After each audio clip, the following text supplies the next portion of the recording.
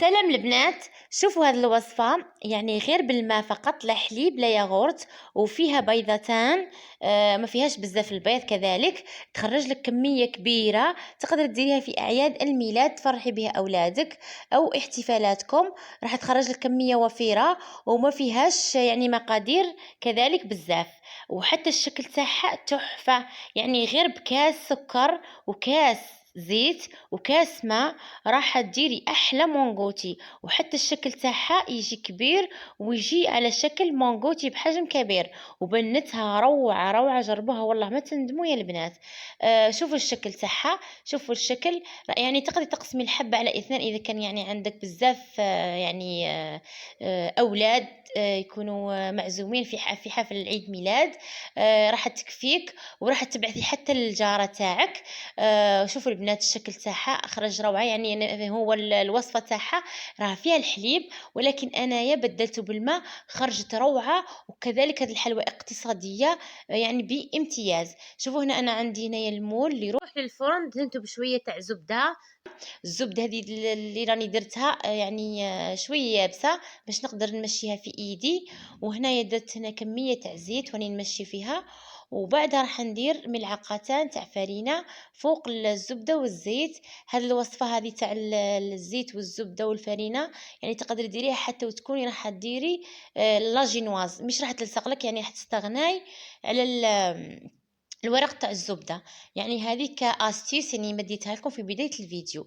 هنا نبداو بالطريقه تاع الحلوى تاعنا. هنا عندي غير سيبيو درت فيه 2 حبات تاع بيض، وكذلك راح ندير كاس تاع سكر حبيبات. البنات هنايا تقدروا تستعملوا الفوي فقط، يعني مش شرط انكم تستعملوا الباتور. هنا درت شويه تاع لافاني، قيس ملعقه صغيره. وراح نخلط المقادير هذو مع بعض حتى يبيض لي الخليط كما راكم تلاحظوا. وبعدها راح ندير كاس تاع زيت. الكاس اللي استعملته انا هنايا تاع ام وليد، اللي كامل عندنا في البيوت تاعنا. وبعدها راح ندير بنفس الكاس راح ندير كأس ماء يعني من الحنفية عادي. هنا حنخلط جيدا.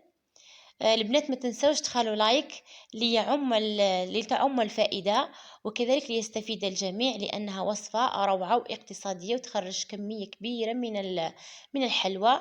هنا درت أنا كاس تاع فرينة مع يعني علبة أو كيس تاع خميرة تاع الحلوى، وزن 10 غرام. وهنا أنا زدت الكاس الثاني تاع الفرينة ونخلته فوق الخليط، وراح نحرك جيدا حتى تنسجم الفرينة مع الخليط اللي درته سابقا. وبعد راح ندير الكأس الثالث. هنا شوفوا البنات، يعني ندير في الكاس وننخل باش تجينا الحلوى مهوية وتجي خفيفة. وحتى اذا كاين تكتلات في الفرينة ولا مش راح يدخلوا لنا في الخليط تاع الحلوى. هنا انا خلط جيدا كما راكم تلاحظوا. البنات، اذا كان عجبتكم هذه الوصفه ما تنسوش تخلوا لي تعليقاتكم المشجعه. هنا انا مسخنه الفرن على 180 درجه. وبعدها راح نسكب الخليط. هنا سكبته في المول تاعي اللي يروح للفرن.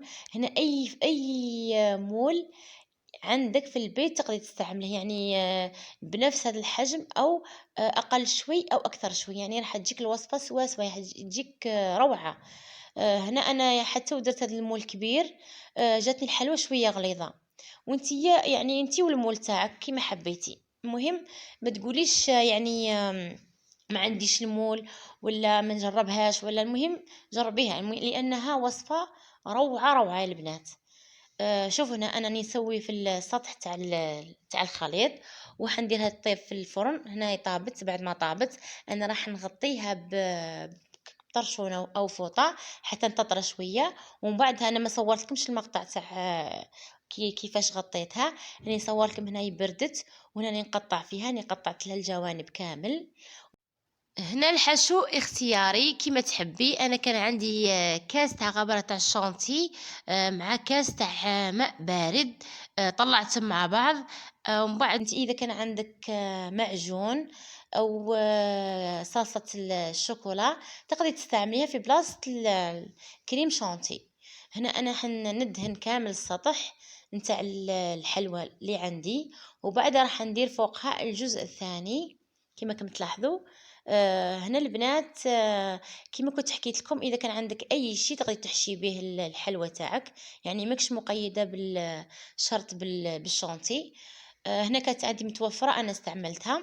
وهنا عندي الشوكولا، عندي 3 علب شوكولا راح نديرهم على حمام مائي باش تذوب لي الشوكولا.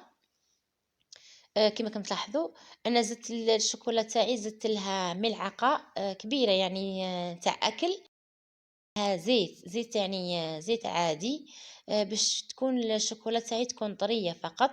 وهنا انا نذوبها، وبعدها راح نطلي بيها السطح تاع الحلوى اللي عندي. يعني هنا اي شوكولا، اي نوع تاع شوكولا تقدروا تستعملوه، يعني ماكش مقيدين بنفس الشوكولا اللي عندي انا. هنا راني ضفت الزيت اللي كنت حكيت لكم عليه، يعني تقريبا ملعقه، وراح نحرك جيدا. الزيت يعطينا لمعان للحلوى تاعنا، وكذلك يعطيها طراوه. هنا شوفوا البنات انا نطلي فيها في السطح، وبعد وهنايا بعد ما درت للسطح تاع الحلوى راح نحاول اني نوزع الشوكولا على كامل الحلوى تاعي. راح ندير في الجوانب، وكذلك نحاول انني نكون شويه سريعه باش الشوكولا تاعي ما تنشفش. وهنا راح تعطيني تكتلات وما نقدرش نكمل الطلاء تاعها مليح. هنا البنات تشوفوا كيفاش انني كملت كامل الطلاء تاع الشوكولا. هنا راني نقطع فيها. حاولوا تقطعوها قبل ما تنشف، يعني 100%. راح تقطع لكم بسهوله ومش تتكسر لكم. شوفوا الشكل تاعها روعه البنات وتحفه. وحتى المقادير يعني كذلك ما فيهاش بزاف، وتخرج لك كميه كبيره. يعني انا هنايا تقريبا 30 حبه. وشوفي انت اذا كان عندك 30 حبه حتى تقسمين حبه على 2 راح تخرج لك 60 حبه. يعني حتى تقدري تستعمليه حتى يعني مشروع تعاوني به روحك يعني في البيت، او تستعملي للاعياد للميلاد. البنات نتمنى منكم تدخلوا لقناتي وتشوفوا الوصفات وتطلعوا عليهم، لانهم كامل ناجحين. انا اي وصفة نحطها في القناة نجربها في البيت تاعي قبل ونشوفها اذا كانت ناجحة، وبعدها نحطها في القناة. يعني ما نحطش اي وصفة وخلاص، لازم نتأكد منها انها ناجحة وراح تنجح لكم وراح تخرج لكم كمية كبيرة. وفوق هذا كامل لازم تكون وصفة اقتصادية، اقتصادية وما فيهاش مقادير بزاف، وتخرج كمية كبيرة وتفرحي بها الأولاد. يعني وصفات كلها ناجحة وما فيهاش حتى التعب ما فيهاش بزاف. المهم في نهاية الفيديو نتمنى منكم تخلوا لي تعليق مشجع ولايك للفيديو، وما تنسوش تصلوا على النبي صلى الله عليه وسلم. والسلام.